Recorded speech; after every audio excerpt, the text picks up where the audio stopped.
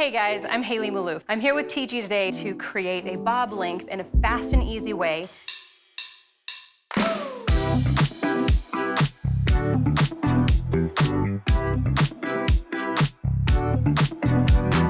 As we were working through Katie's hair, wanting to create smoothness, hold, and shine at the same time by working with our Power Play gel.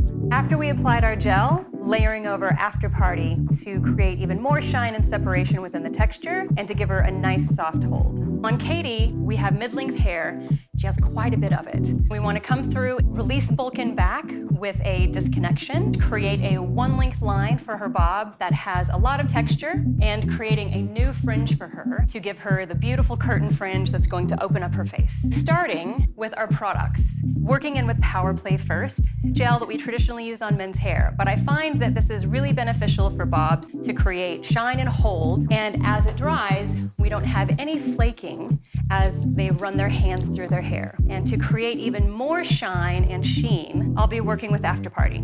So After Party can be used on wet or dry hair. I'm going to be putting this in on damp hair to increase the combability and to again create more shine and separation as we start to blow dry her hair. Once we have the product in, I'm going to start by taking my partings to isolate the fringe area in addition to the disconnection in the back. Starting with a profile parting from the center of the forehead to the center of the nape. I will then come through her front hairline. So off of the profile parting, taking a slight diagonal back to the corner of her recession area, and then coming through with a slight diagonal forward, bringing that down to the middle of her eyebrow. I'll take that same parting on the opposite side. So you can see she has a pre-existing fringe, but we are going to even out her fringe area, and this is going to help us to create an even amount of density from the internal portion all the way out to her recession area. So at this point, I will take and isolate this away, keeping this flat to her head shape with 2 clips so that I can also start to flatten out any cowlicks that she might have in front. And as we work into our disconnection, taking a horizontal part from the occipital bone to the middle of her ear. And I'll clip the sides out of the way. So this area is going to be collapsed with a block graduation technique, which is going to eliminate weight and length and allow me to create a beautiful head shape and back so this doesn't get too bulky. Okay, so starting through the center back, I'll take a section right through the center, over-directing all of the hair up from the underneath, bringing that back down to a 45-degree elevation, and this is going to start to create my guideline. So working with point cutting that's about ½ inch deep so that I am creating texture and separation at the same time. When this is released, you can start to work to see where that length is going to fall. We know that we want this to sit right at her jawline, so I do need to take this just a wee bit shorter. So bringing the hair up. As I'm working through, I'll work with flat wrapping so that I can see where this bob is wanting to start to lay for me. So these pieces at the end, I'm going to take away after I have completed my block graduation.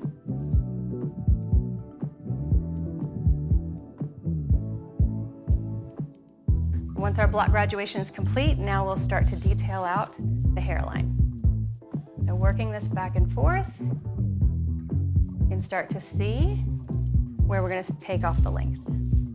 Working in my comb so that I don't create too much tension, point cutting from the center out on each side. All right, now we'll start to create our length.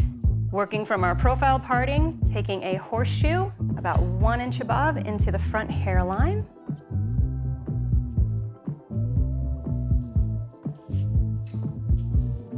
Taking the same parting on the opposite side.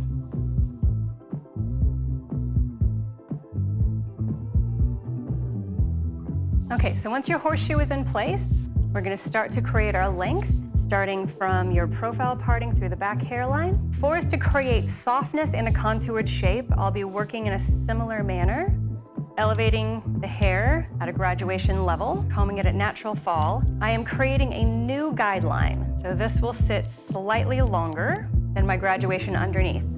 So I've released the weight, and this allows it to cup underneath. As we work to the side, still maintaining our 45-degree elevation, cutting parallel to our parting. We'll work that through on the opposite side.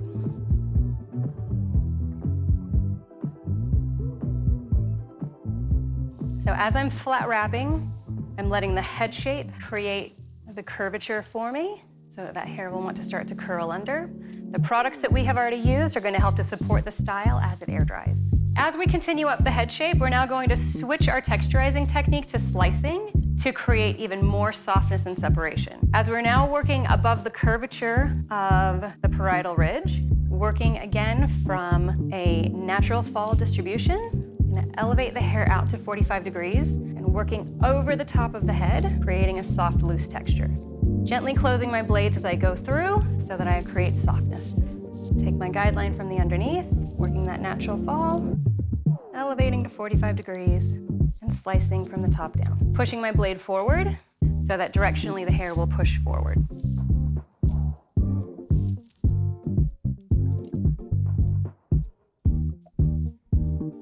As we work through on the opposite side, working natural fall, changing my body positioning so I can now continue to slice forward. So this will help to encourage the texture to have more softness and also to give us movement towards the front hairline.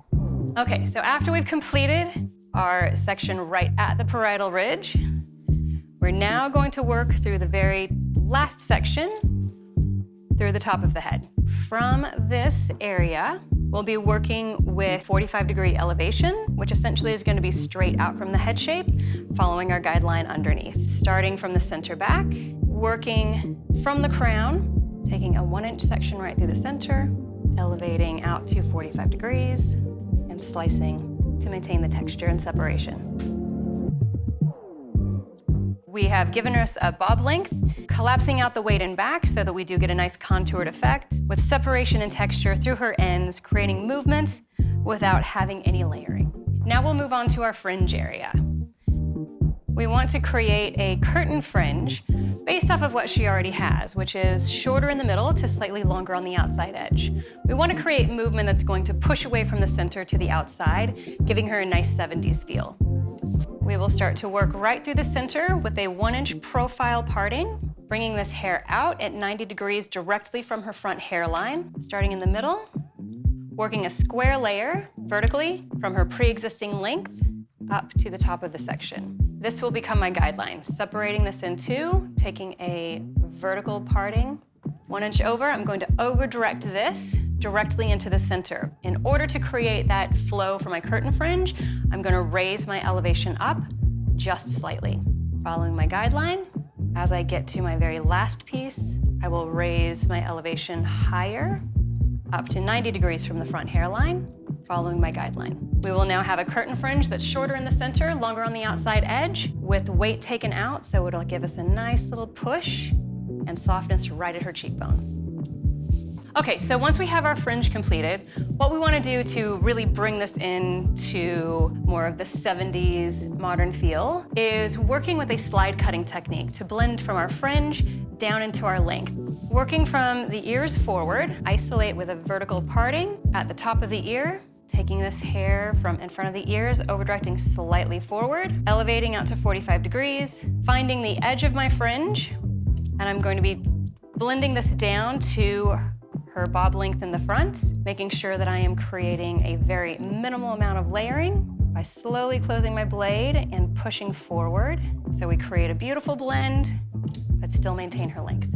Do the same technique on the opposite side. Standing behind, changing your body positioning, over-directing the hair forward, elevating to 45 degrees from the face. Again, looking for the corner of my fringe to where I will be blending it to. Placing my blades in and slowly closing as I work down to her knee. And from there, you can already start to see the texture that's being built in. You can see the shine that's coming through from our products. If she was wanting to air dry, we could start to have a flat wrap, letting the head shape create that smoothness for us. Pulling the hair under, the hair texture is also going to help to create that movement as well.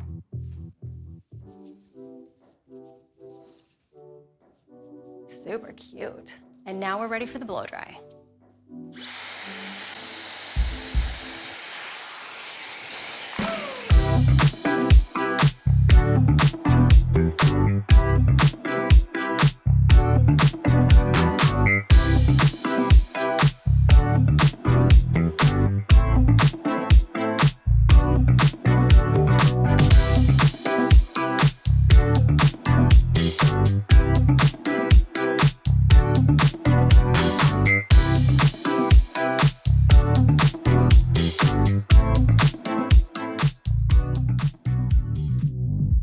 Katie's hair is dry, and this is also something that she can do at home, is to work with Dirty Secret to create even more texture and separation on her hair. Being a finer texture, we want to give her more volume and movement. Dry shampoo on clean hair is a great way to do that. Making sure I shake up Dirty Secret to get the product activated, working through, taking small sections and working Dirty Secret through, spraying through the root area, letting it activate for just a few moments to thicken up her texture. If we want to give her even more separation, we can add Dirty Secret through the ends.